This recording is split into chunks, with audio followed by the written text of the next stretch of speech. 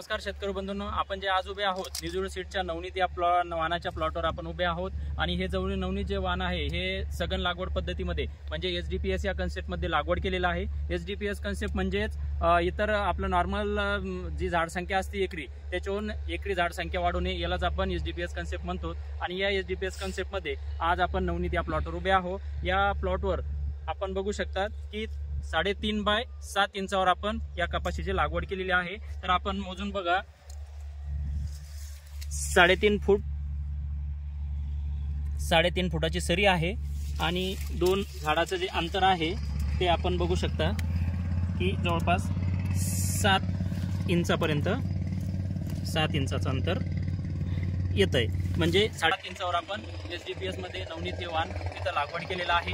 आणि एसडीपीएस आपण कशासाठी लागवड करतो? एसडीपीएस लागवडीमध्ये आपल्याला जो फायदा होतो तो शाश्वत उत्पन्नाचा फायदा होतो। आपल्याला शाश्वत उत्पन्न एसडीपीएस या कन्सेप्ट मध्ये मिळतंय। तर या एसडीपीएस कन्सेप्ट मध्ये शाश्वत उत्पन्न मिळण्यासाठी आपल्याला काही काळज्या घ्याव्या लागतात। तर मी या तुम्हाला पहिल्या व्हिडिओच्या माध्यमातून जे सांगू इच्छितो, ज्या काळज्या आपल्याला घ्यायच्या आहेत त्या, आणि येणाऱ्या पुढच्या व्हिडिओमध्ये आपल्याला मी दाखवून देईन की आपल्या एसडीपीएस कन्सेप्ट मध्ये आपल्याला काय बेनिफिट झाला आणि एसडीपीएस कन्सेप्टमुळे आपल्याला शाश्वत उत्पन्न हे कसं मिळतं। तर हा ज्या पहिल्या व्हिडिओमध्ये मी तुम्हाला सांगितलेला आहे, अंतर आपण केलेलं आहे याचं 3.5 बाय 7 इंचाचं। तर जवळपास आपण 21 ते 21,500 झाडं या एका एकरमध्ये इथं लावलेले आहेत आणि याच्यापासून आपल्याला शाश्वत उत्पन्न येणार आहे। आणि जी काळजी घ्यायची आपल्याला, ती काळजी घ्यायची आपल्याला 45व्या दिवशी चमत्कार स्प्रे या एसडीपीएस कन्सेप्टच्या प्लॉटवर करणं आवश्यक आहे।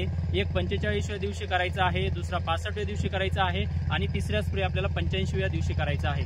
तर आमच्या निजुळ सीड्स कंपनीचे काही शेतकरी आहेत की ज्यांनी एसडीपीएस या कन्सेप्टमध्ये नवनीत आणि आद्या हे वाहन लागवड केलेलं आहे। तर मी त्या शेतकऱ्यांना सांगू इच्छितो, जर आपल्याला शाश्वत उत्पन्न घ्यायचं असेल तर आपल्याला एसडीपीएस या कन्सेप्टमध्ये 45व्या दिवशी चमत्कार फवारणं गरजेचं आहे। जर आपल्या प्लॉटला 45 दिवस झालेले असेल तर आपण चमत्कार अवश्य फवारून घ्यावं। पहिला स्प्रे हा 45व्या दिवशी करायचा आहे, दुसरा 65, तिसरा हा आपल्याला 85व्या दिवशी करायचा आहे। तरच आपल्याला शाश्वत उत्पन्न घेण्यास मदत होणार आहे। तर ही काळजी सर्वांना घ्यायची आहे।